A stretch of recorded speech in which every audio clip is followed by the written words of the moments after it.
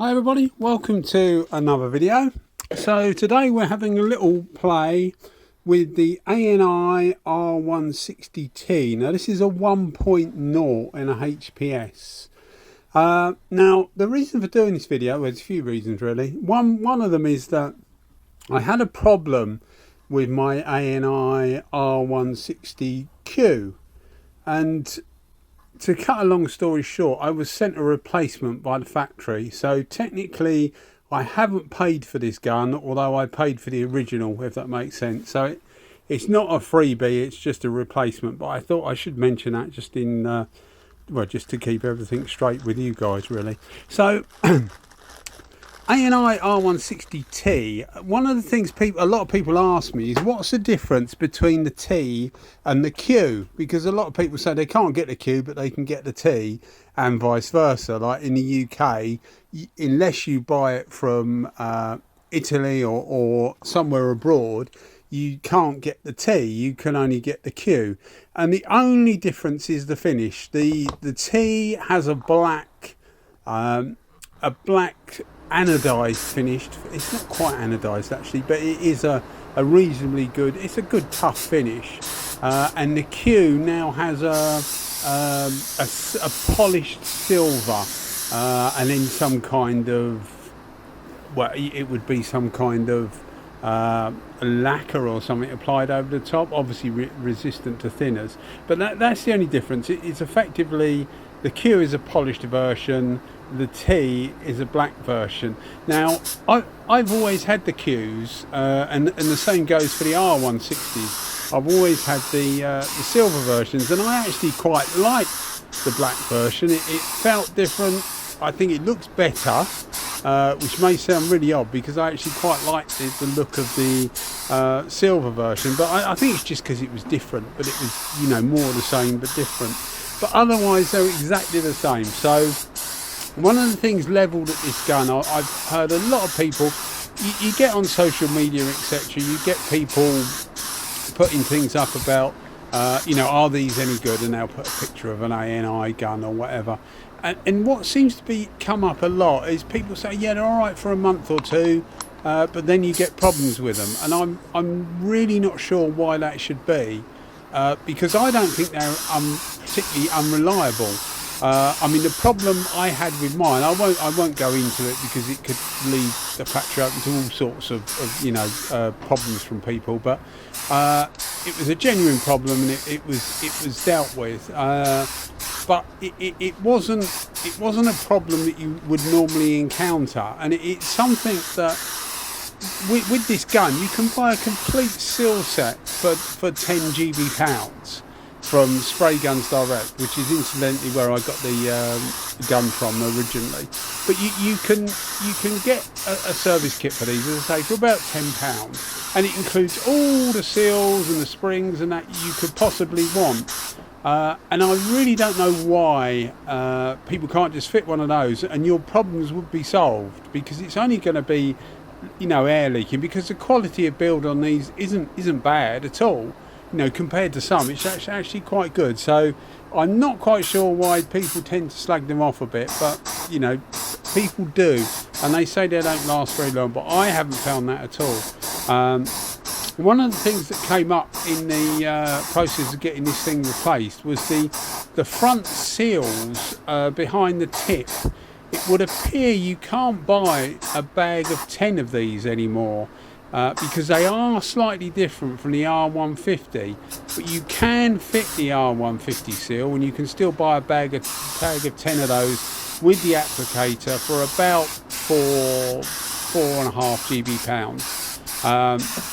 So that's what I've done. I've had to change the seal, not on this particular gun because this is not that old, but I've got quite a few of these guns. And I find that the seal actually fits all right. It's slightly looser, if I remember rightly. I can't remember if it's slightly looser or slightly tighter, but it seems to work. So that's what I've done. But that will be the thing that will go the most on this gun rather than anything else. So it's other than that, it's a really good gun. I got this in 1.0 because it was to replace a 1.0. I would recommend, if you're doing stuff like this, a 1.2 would be better. The other thing I was going to say, and the same goes for the F160 as well, the amount of different caps you can get for this, we only get in the UK, and I say that it's because Spray Guns Direct, as far as I know, are the only people in the UK that sell the ANIs. And they only stock a HPS. So I'm sure if you contacted them, they could probably get you a different one. But they do a HVLP, and for the F160, they do the HVLP, they do the HPS. They also do a clear version and a WB, which is designed for water-based base coat. So they do quite a different versions. But as far as I know, the only two that are available for the R160 are the HPS and the HVLP. I find that the HPS covers most things, so you don't really need anything else. But yeah, as I said, there's a fair range of caps, and a really big range of tips as well. Another thing we were doing in this video, I was mixing different paints. So the white you see me using here, and the only reason I'm using that is just to give it a base. I haven't got any wet on wet primer, otherwise I'd use a white wet on wet primer. But because this is a candy colour, the gold needs to be bright, and it's no good putting it over a darker colour because the gold just looks duller. So I always put it over a white. So if you put it over a white, you get a much brighter gold. Obviously it depends how bright the gold is in the first place, but you tend to get a much brighter gold. So if ever I'm doing anything like this, I'll normally put it over a white, and I think most manufacturers will recommend that you put it over a white anyway. So the white that I used here is just a normal white base coat in solvent. And then what I'm doing is I'm using a Waterbourn gold paint. So what I noticed straight away was with the white paint, I was using this on about 2.5 bar, which is about 36 psi, and it sprays base coat really well at that sort of pressure. But as soon as I switched to the water-based paint, it doesn't seem to atomise it as fine. I think that's because water-based paint tends to be more dense, and I've found that with most of the spray guns I've got, that if ever I sprayed water-based, and I've only got a few different colours in water-based, a couple of silvers and a gold, I think 2 different golds. The rest of it is solvent, which we're allowed to use in the UK. But if you for bike stuff anyway, if you use a water-based paint, you tend to have to modify the way you spray. Now, this is just one make of paint, which as far as I know is a Capsi paint, which is the same system as I've got for solvent paint when I mix up my own stuff. So I've got a small system that I mix up my own colours, but I haven't in water-based. So this is the Capsi water-based base coat. And the thing I notice about this, and as I say, I don't know whether they're all the same because I haven't got a lot of experience with water-based base coats, but you do seem to have to turn the pressure up. Whatever gun it is, you need to turn the pressure up, and you need to hold the gun a little bit further away. It just allows the atomisation to take place before it hits the work, which doesn't seem to happen if you hold it too far and keep the pressure at what it is for solvent. It just doesn't seem to atomise as well. But once you turn the pressure up slightly and pull it away from the work, it seems to go on fine. So one of the things I was trying to get across with this video is it's quite possible to mix different base coats. Obviously the white's a solvent and the gold is a water base, and then when we do the green, which is going over the top, that will be a solvent based product as well. What you'll notice with water based paint, if you're using it at home, is it does take longer to dry.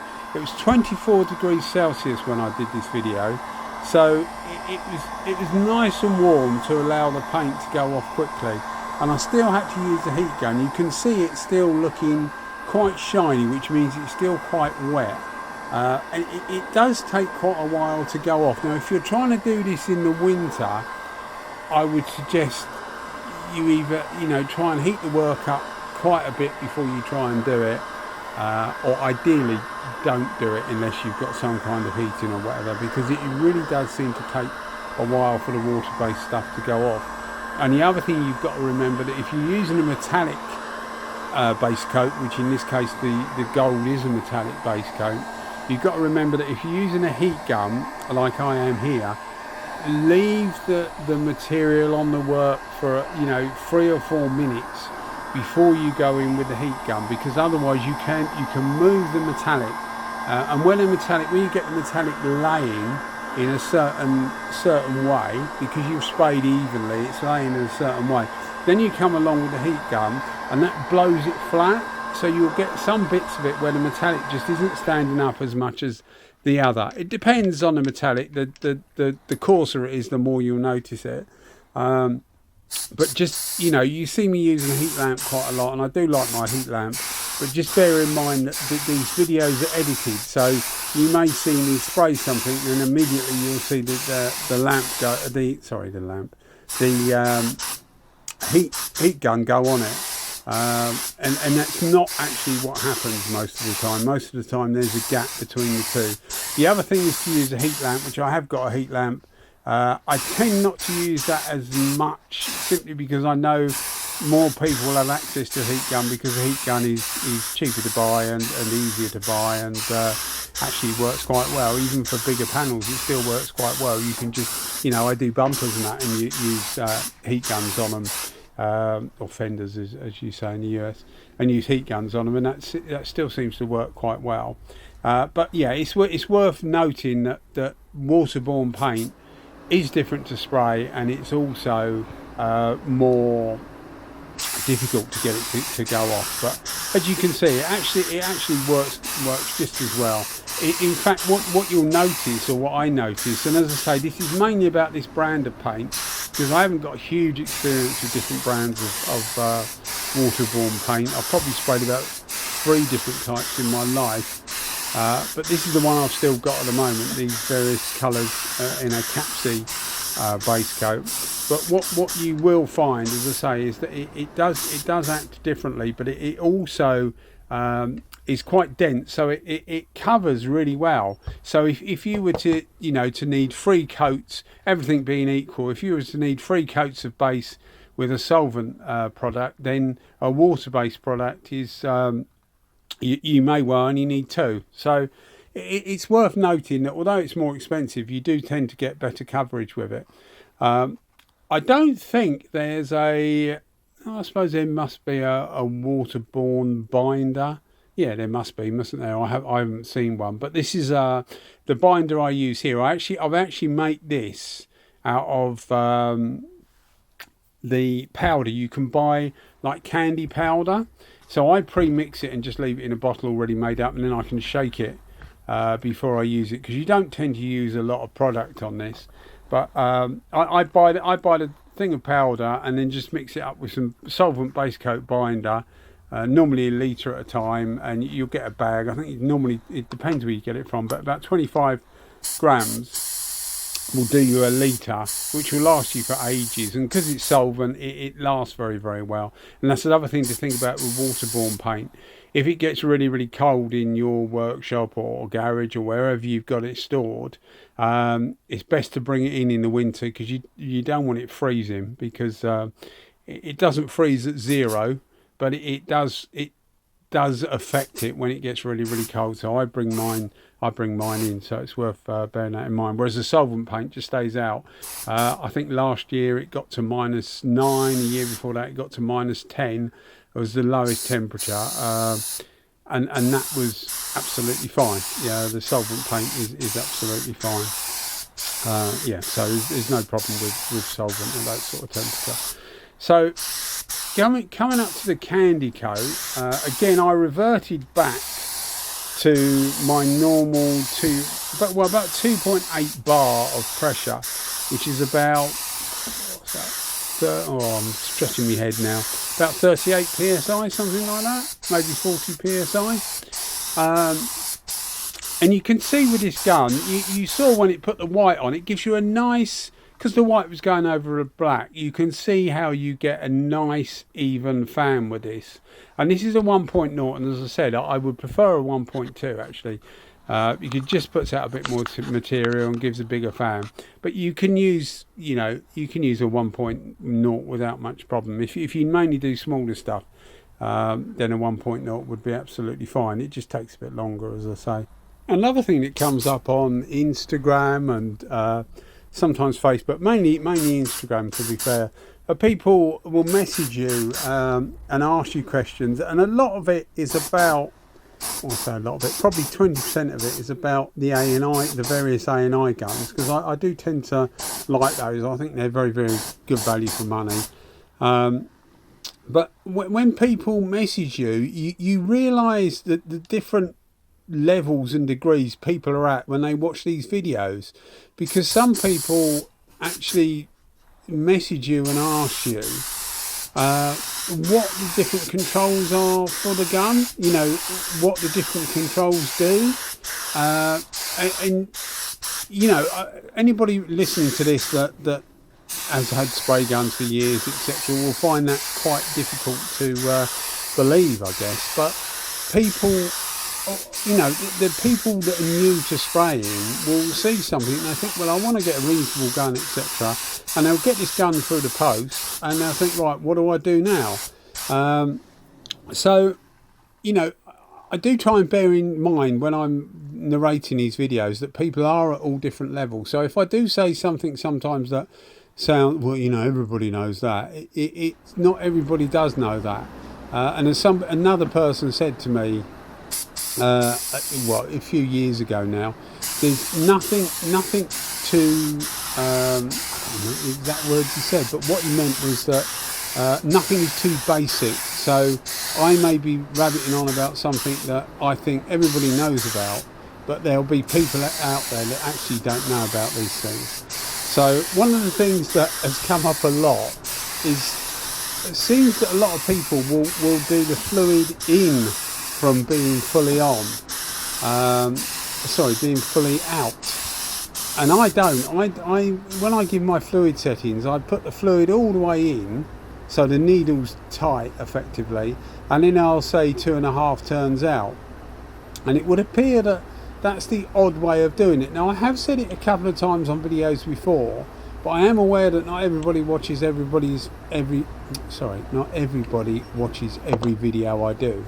So I thought I would mention it again, that all my settings are, you turn it in until it's tight, so it will go no further, and then you ease it off, 2 turns or 3 turns or whatever I've said.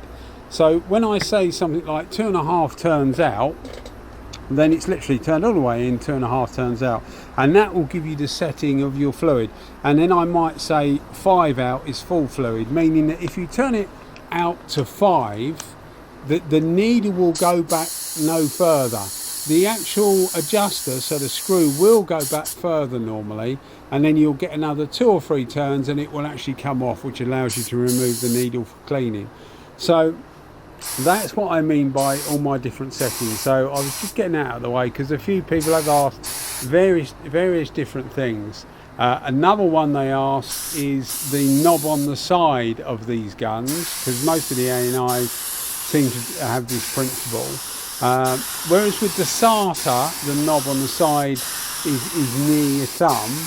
The knob on the side here is more forward. It's nearer the tip, and that's just for adjusting the fan. Most of the time you won't see me touch that, because I use them on full fan, because I think that when a gun's on full fan, it actually performs at its best. When you start cutting the fan down, yes, you can cut the fluid going to the tip down as well, but it just seems to not actually, it just doesn't seem to work as well. So nearly all the videos you'll see me, I use these things on full fan, and then just adjust the fluid and the pressure to whatever I want, and the distance as well. So we're coming up to the, I think we're on the clear coat stage, and I'm using the U-Pole 2080, and what I did was I left it for 2 days afterwards. So the final shots you see 2 days afterwards. So just to run briefly through it, what we did was a white solvent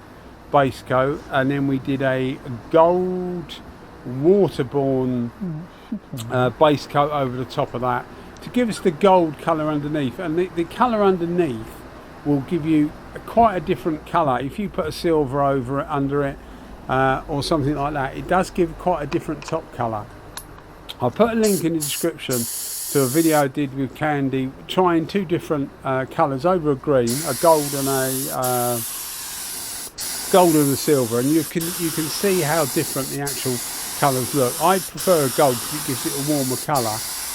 Certainly if you're doing like Kawasaki paint, a lot of their colours are, green is like a typical Kawasaki colour anyway, but a lot of their colours are like a gold with a green over the top.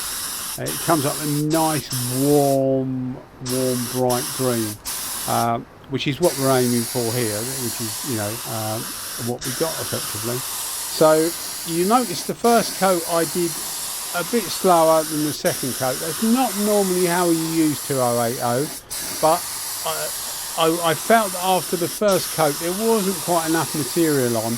Because it's a 1.0, you'll see it actually is quite slow, but it is perfectly possible to use a 1.0 for doing this.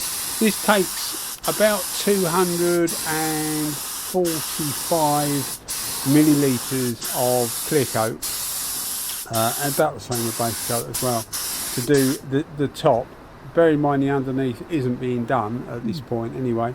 So the whole tank would take about 400 millilitres, which would be about 2 average panels. Now obviously we can argue about how big the panels are on a car, but a couple of wings or a door and a small wing would be about the same amount of paint. So there's a reasonable amount of paint going on.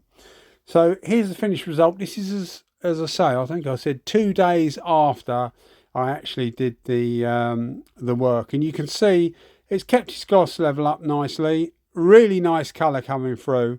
I was very, very happy with this. I do like a green candy over a gold, but it was just to let you know that I'd got this thing from the manufacturer as a replacement for something that went wrong, and I was reasonably happy to get it. It wouldn't make me champion the gun anymore because I've always championed their stuff anyway, but yeah, there you have it.